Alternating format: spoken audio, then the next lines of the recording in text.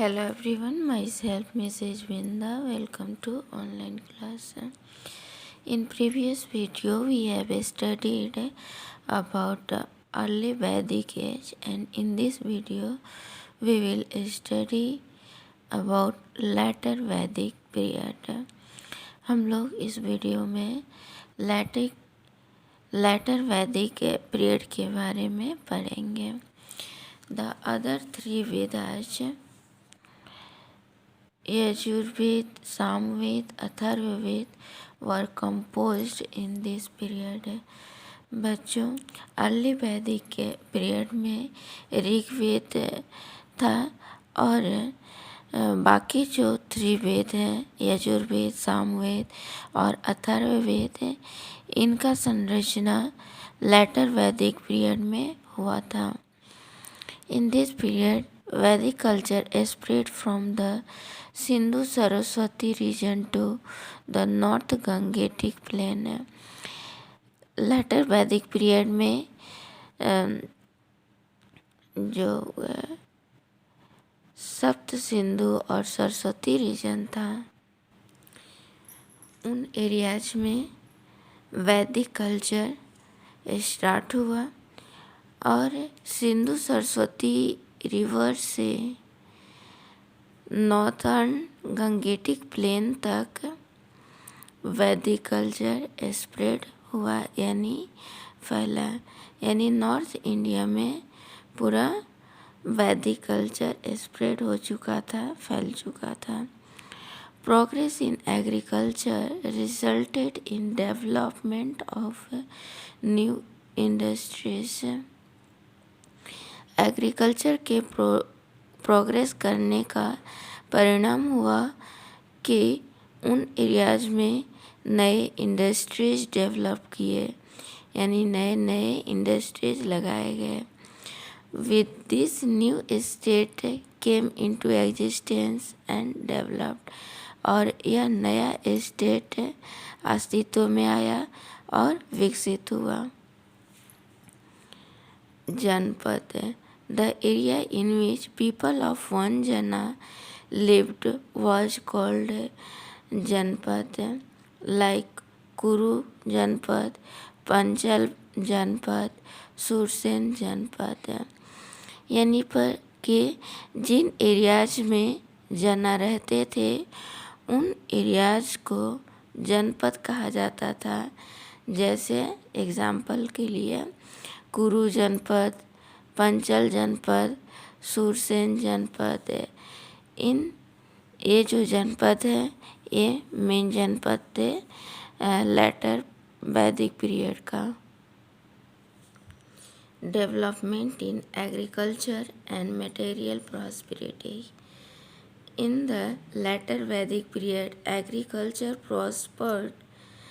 Farmers were able to grow surplus amount of cereals like rice, wheat, oilseeds, pulses, etc. बच्चों, letter वैदिक period में agriculture काफ़ी grow किया, काफ़ी समृद्धशाली हुए लोग हैं, और फार्मर जो थे वे बहुत अधिक अमाउंट में सीरियल्स को उगाते थे, यानी कि क्रॉप का प्रोडक्शन करते थे, जिससे कि उनको स्वयं यूज करने से भी ज़्यादा हुआ करता था. सरप्लस का मतलब होता है कि स्वयं उपयोग करने से ज़्यादा धन का उत्पादन करना. और ये थे rice, wheat, oil seed, pulses. Rice चावल, वीट गेहूँ, ऑयल सीड तेल बनाने का सीड्स जैसे मस्टर्ड और पल्सेस यानी दाल. Materialistic prosperity was seen in the later Vedic period. There were craftsmen making new ornaments, leather items, wooden articles, etc. Later Vedic age में materialistic properties भी देखा गया, जैसे क्राफ्ट्समैन जो नए नए ऑर्नामेंट्स बनाते थे, चमड़े के सामान बनाते थे, लकड़ी के आर्टिकल्स बनाते थे। ये सब काफ़ी देखा गया। क्राफ्ट्समैन तो आप जानते ही हो, यानी कि जो लोग हाथ से सामान बनाया करते थे उनको क्राफ्ट्समैन कहा जाता था। Different metals specially iron began to be used. Later वैदिक पीरियड में आयरन का यूज किया गया था, आयरन के सामान बनाए गए थे। यानी लेटर वैदिक एज में ही आयरन का यूज करना शुरू हुआ। दे कॉल्ड इट कृष्णा आयक और ब्लैक मेटल। वे इसे कृष्णा आयस्क और ब्लैक मेटल कहा करते थे। We get this information from the Vedic literature. Things like clay pots, iron tools, etc. of that time have been found in the excavation. हमें iron के बारे में जानकारी प्राप्त होता है कैसे? वैदिक लिटरेचर से, यानी कि वैदिक काल में जो लिटरेचर लिखे गए, बुक्स लिखे गए, साहित्य लिखे गए, उनको पढ़ने से पता चलता है कि वैदिक एज में आयरन का यूज करना प्रारंभ कर दिए थे, क्योंकि उस एज में क्ले पॉट्स मिले, आयरन टूल मिले, यानी कि आयरन के समान औजार मिले और क्ले पॉट्स मिले। और एक ऐसे मिले जब एक्सकेवेशन हुआ, खुदाई के दौरान क्ले पॉट्स और आयरन टूल्स वगैरह मिले। Society and religion. In later Vedic period, there was joint family system. All the brothers and people of some generation lived together in a family. It was headed by the senior most male member. He was called Grihapati. Everyone would obey him. Later Vedic period में joint family रहा करते थे, यानी कि एक ही family में माता पिता, चाचा चाची, भाई बहन, दादा दादी सब एक साथ रहा करते थे। और उनमें जो मेल पर्सन होता था और जो सबसे सीनियर होता था वह हेड होता था, और जो हेड होता था उसको गृहपति कहा जाता था। और सीनियर मोस्ट जैसे ग्रैंडफादर वगैरह जो होते थे वो सीनियर मोस्ट हुआ करते थे और उनको गृहपति कहा जाता था। और जो गृहपति होता था उसका सभी आज्ञा का पालन करते थे। According to the Vedic literature, a man's life was divided into 4 stages or ashrams. The first stage was brahmacharya. In this, a man is a child and acquires education. Second stage is grihastha, in which a man marries and leads a family life. Third stage is vanprastha. In this stage, a man stays away from the family and meditates. The fourth stage is sannyasa. It is a complete retirement.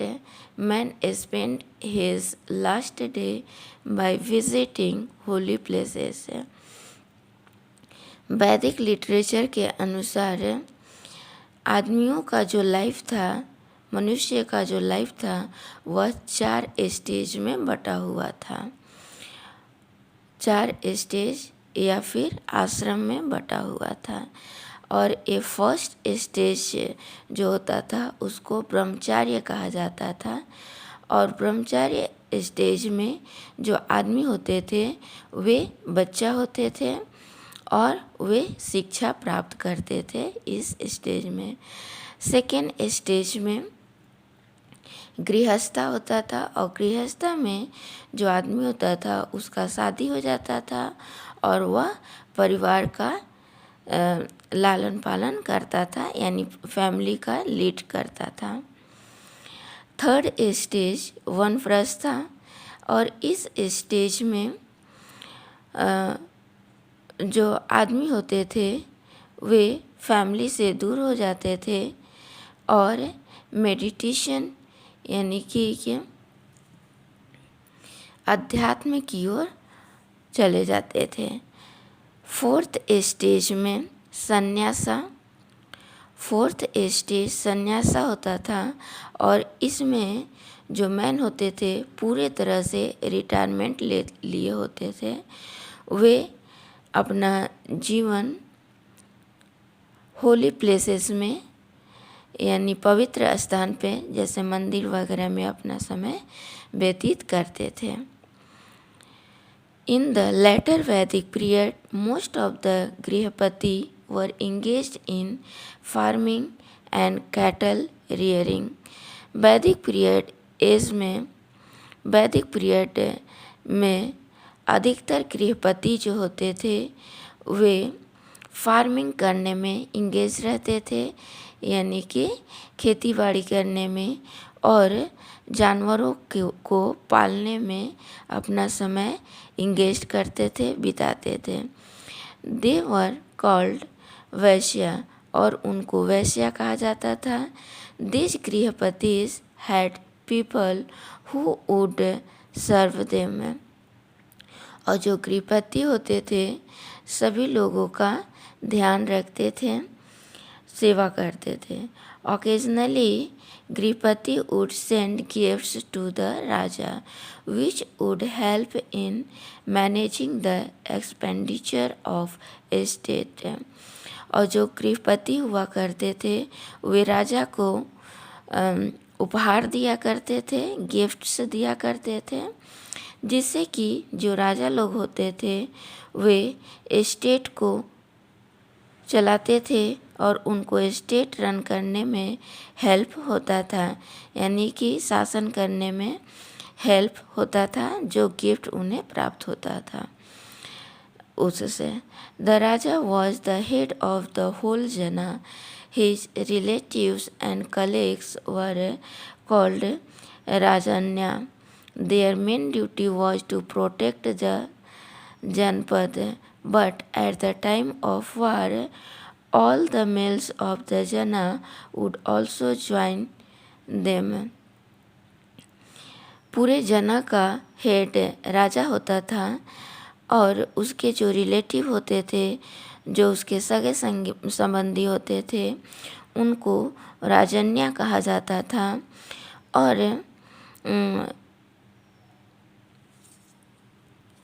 और उनका main कर्तव्य होता था जनपद को सुरक्षित रखना।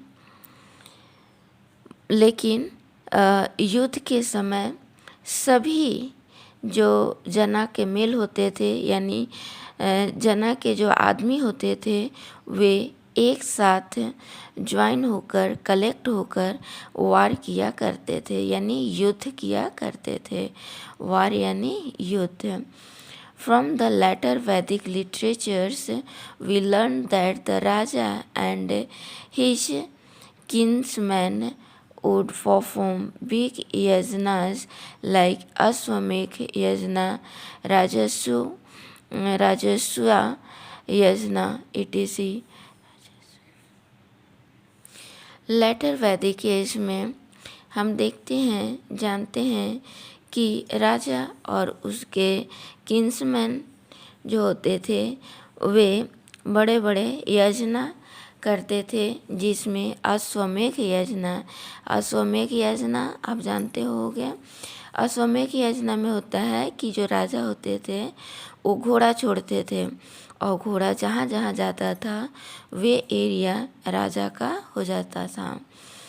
और इसी तरह से राजस्व यज्ञ भी होता था।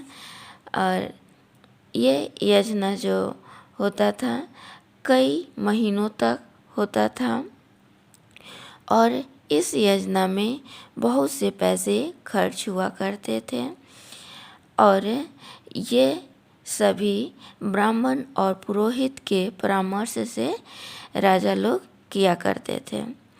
ब्राह्मण्स वुड गेट मनी और इसके लिए ब्राह्मण जो थे धन प्राप्त करते थे और काउस गाय भी उनको डोनेशन में दिया जाता था। इन donations, they believed that these yajnas would make the Raja strong and bring prosperity to the land. यह उन लोगों को विश्वास था कि इस तरह से राजा बहुत ताकतवर होते थे और वहाँ पर काफ़ी समृद्धि होती थी, यानी कि बहुत अधिक लैंड उन्हें मिलता था और लैंड पर काफ़ी समृद्धशाली यानी कि लैंड पर एग्रीकल्चर वगैरह हुआ करता था। In the later Vedic period, the society was divided into 4 varnas. First were Brahmins who would perform yajnas and teach Vedas. Second were the Kshatriyas who cooperate in ruling the society. Third were the Vaisyas who were engaged in farming and cattle rearing.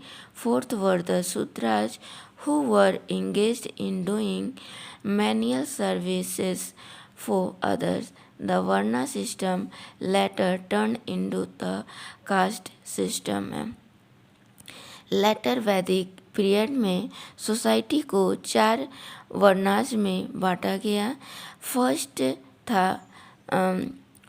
First वर ब्राह्मण, जो first varnas थे वे थे ब्राह्मण जो यजना perform करने के लिए advice करते थे, राजा को बताते थे और वेद के बारे में पढ़ाते थे।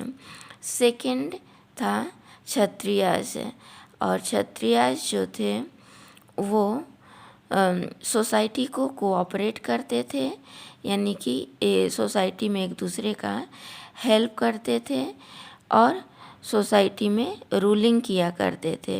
यानी कि ये जो क्षत्रिय हुआ करते थे वे मेन रूप से वार किया करते थे, युद्ध में पार्टिसिपेट किया करते थे। और जो थर्ड थे वे वैश्यास थे जो फार्मिंग और एग्रीकल्चर में व्यस्त थे और जानवरों का पालन किया करते थे। फोर्थ थे शूद्रास। ये जो शूद्रास थे ये सभी आदमियों का सेवा करते थे, जो दूसरे अदर यानी 3 जो वर्णास थी ब्राह्मण, क्षत्रिय और वैश्यास, इन सभी का वो आज्ञा का पालन करते और उनका सेवा करते। लेकिन ये जो वर्ण सिस्टम था ये बाद में कास्ट सिस्टम में बदल गया। Composition of the epics, the 2 great epics of our country, हमारे देश का 2 महाग्रंथ हैं, the Ramayana and the Mahabharata were composed during this period. Later वैदिक पीरियड में रामायण और महाभारत का संरचना किया गया यानी लिखा गया। The Ramayana which was created by Maharishi Valmiki was based on the happening of the कौशल जनपद। रामायण को महर्षि वाल्मीकि ने लिखा जो कौशल जनपद के हैप्पीनेस पर आधारित है। Similarly the Mahabharata which was composed by Maharshi Vyas was based on the कुरु, पंचल एंड सुरसेन जनपद। महाभारत को महर्षि व्यास ने लिखा और यह कुरु, पंचल और सुरसेन जनपद के जो लाइफ स्टाइल था, जो लोग अपना जीवन यापन करते थे, उस पर आधारित लिखा गया है। यानी कि उन लोगों को आधार मानकर महाभारत लिखा गया है। Both these epics are foundation of Indian culture. दोनों एपिक्स से भारतीय संस्कृति के बारे में जानकारी प्राप्त होता है। These epics have influenced the lives of people in all fields। इस एपिक्स के प्रभाव से सभी क्षेत्र के लोगों के लाइफ्स के बारे में पता चलता है। The study of this epics tell us the history of that time. और लेटर वैदिक एज के समय का इतिहास कैसा था, उसके बारे में इन एपिक्स को अध्ययन करने से पता चलता है।